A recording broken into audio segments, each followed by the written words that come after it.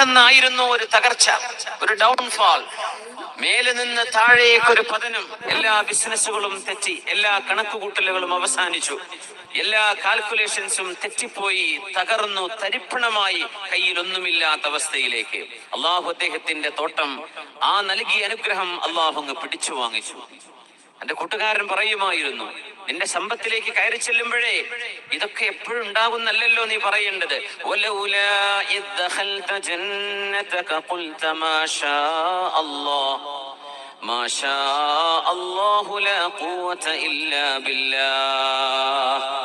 നീ അതല്ലേ പറയേണ്ടത്.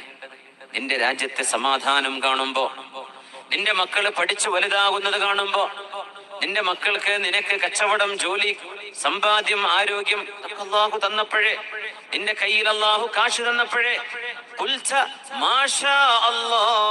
ഇത് അല്ലാഹു ഉദ്ദേശിച്ചു, അതുകൊണ്ട് എന്റെ കയ്യിൽ തന്നു, എന്റെ മേന്മയല്ല ഇത്. മാഷാ അല്ലാഹ്, അല്ലാഹു എന്താണോ ഉദ്ദേശിച്ചത് അത് നടന്നു. അതല്ലേ മാഷാ എന്നതിന്റെ അർത്ഥം. അല്ലാഹു എന്ത് ഉദ്ദേശിച്ചു അത് നടക്കുന്നു. മാഷാ അല്ലാഹ് ലാ ഖുവത ഇല്ലാ ബില്ലാഹ്. അല്ലാഹു നൽകുന്ന കഴിവല്ലാതെ ഒരു കഴിവും എനിക്കില്ല കേട്ടോ, അല്ലാഹുവിന്റെ കയ്യിൽ തന്നത് എന്നല്ലേ നീ പറയേണ്ടത്. ഇൻ തറനി അന അഖല്ല മിൻക മാലൻ വവലദാ. കുടുംബവും മക്കളും സമ്പാദ്യവും ഒക്കെ കുറഞ്ഞവനാണെന്ന് നീ എന്നെ പറ്റി കുറവ് പറയല്ലേ.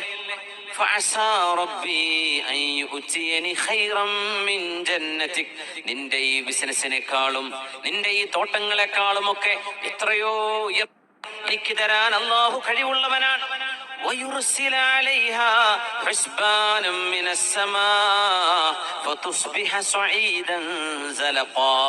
നിന്റെ ഈ തോട്ടത്തിൽ അതിന് നാശം വരുത്താൻ അല്ലാഹുവിനൊരു കാറ്റടിച്ച് വീശിയാൽ മതി. ഒരു തീക്കാറ്റ്, ഏതെങ്കിലും ഒരു പ്രകൃതിക്ഷോഭം, അതിലൂടെയെല്ലാം അല്ലാഹുവിനെ നശിപ്പിക്കാൻ കഴിയില്ലയോ. നിന്റെ കിണറ്റിലെ വെള്ളം, നിന്റെ അരുവിയിലെ വെള്ളം അത് ഭൂമിയിലേക്ക് ആഴ്ത്തിക്കളയാൻ അല്ലാഹുവിന് കഴിയും. You will never be able to get them back. പിന്നെ നീ തേടിപ്പോയിട്ട് കാര്യമില്ല, കിട്ടൂല. അല്ലാഹു ഇത് കൊണ്ടുപോയാൽ നീ അങ്ങനെയല്ലേ ചിന്തിക്കേണ്ടിയിരുന്നത് എന്ന് തന്റെ പാവമായ കൂട്ടുകാരൻ മറുപടി കൊടുത്തത് ശ്രദ്ധിക്കാതെ അഹങ്കരിച്ചതിന് പകരം അല്ലാഹു ഒരു നിഅമത്തിനെ എടുത്തു കളഞ്ഞു എന്ന് പറയുന്ന ഭാഗമാണ് സൂറത്തുൽ കഹ്ഫിലെ ചിന്തിക്കേണ്ട ചരിത്രങ്ങളിൽ 4 അല്ലാഹു പറഞ്ഞതിൽ 2ാമത്തെ ചരിത്രം ഇതാണ്. നമ്മളൊരു പക്ഷേ മനസ്സമാധാനം എന്ന നിഅമത്ത് ഏത് എത്ര വലുതാണെന്ന് ചിന്തിച്ചു കാണില്ല. മനസ്സമാധാനം എന്നത് നാളെ അല്ലാഹു ചോദിക്കുന്ന അത്യുത്കർഷമായ, വളരെ മനോഹരമായ അല്ലാഹുവിന്റെ അനുഗ്രഹങ്ങളിൽപ്പെട്ട അനുഗ്രഹമാണ് ത്വയ്ബുൻ നഫ്സ്.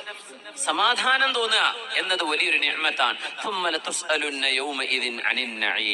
അല്ലാഹു നിങ്ങളോട് നിങ്ങൾ അനുഭവിച്ച സുഖങ്ങളെ കുറിച്ച് ചോദിക്കും. ആ സുഖങ്ങളിൽ വലുത് വീടില്ലാത്തവനും മനസ്സമാധാനം ഉണ്ടാകാം. ആരോഗ്യമുള്ള ആളാണ്, ആരോഗ്യമില്ലാത്തവനാണ്, പക്ഷെ മനസ്സിന് റാഹത്താണ്, കുഴപ്പമൊന്നുമില്ല. മനസ്സമാധാനം ഒരു രാജ്യത്തിൻ്റെത്, ഒരു ജനവിഭാഗത്തിൻ്റെത്, ഒരു പ്രദേശത്തിൻ്റെത് ഒക്കെ വലിയ നിഅമത്താണ്. നമ്മൾ എന്തേതിന് അല്ലാഹുവിനോട് നന്ദി കാണിക്കാൻ മറന്നുപോവുകയോ ഉപേക്ഷ വരുത്തുകയോ ചെയ്തു പോയിട്ടുണ്ടോ എന്ന് ഈ ചുറ്റുപാടിൽ നിന്നുകൊണ്ട് നമ്മൾ ആലോചിക്കുകയാണ്. മാഷാ അല്ലാഹു ലാ ഖുവത ഇല്ലാ ബില്ലാഹ്.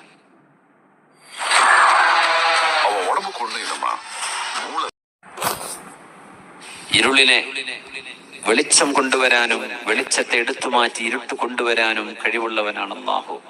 ഖുൽ അഊദു ബിറബ്ബിൽ ഫലഖ്. അല്ലാഹുവേ, ഇരുട്ടിന് ശേഷം പ്രഭാതം കൊണ്ടുവരുന്ന അല്ലാഹുവേ, അതാണ് ഖുൽ അഊദു ബിറബ്ബിൽ ഫലഖ് എന്ന ആയത്തിന്റെ അർത്ഥം.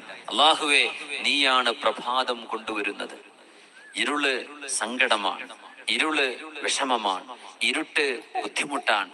ഇരുട്ടിനെ നീക്കിയിട്ട് വെളിച്ചം ഭൂമിയിലേക്ക് തരുന്നവനെ അല്ലാഹുവേ, ഖുൽ അഊദു ബിറബ്ബിൽ ഫലഖ് മിൻ ശർരി മാ ഖലഖ്. ഇവിടെയുള്ളത് മുഴുവനും നീയല്ലാത്ത മാസിവൽ ബാരി, സൃഷ്ടാവായ അല്ലാഹുവിന്റെ ബാക്കിയെല്ലാം അവന്റെ സൃഷ്ടികളാണ്. ഇതിന്റെയൊക്കെ എന്തെല്ലാം ഉപദ്രവങ്ങളുണ്ടോ ആ ഉപദ്രവങ്ങളിൽ നിന്ന് ഞങ്ങളെ നീ കാത്തുകൊള്ളണമേ. വമിൻ ശർരി ഗാസിഖിൻ ഇദാ വഖബ്. ഇരുട്ടാകുമ്പോ, ഇരുൾ മുറ്റി വരുമ്പോ, രാത്രികാലങ്ങളിൽ ഉണ്ടാകുന്ന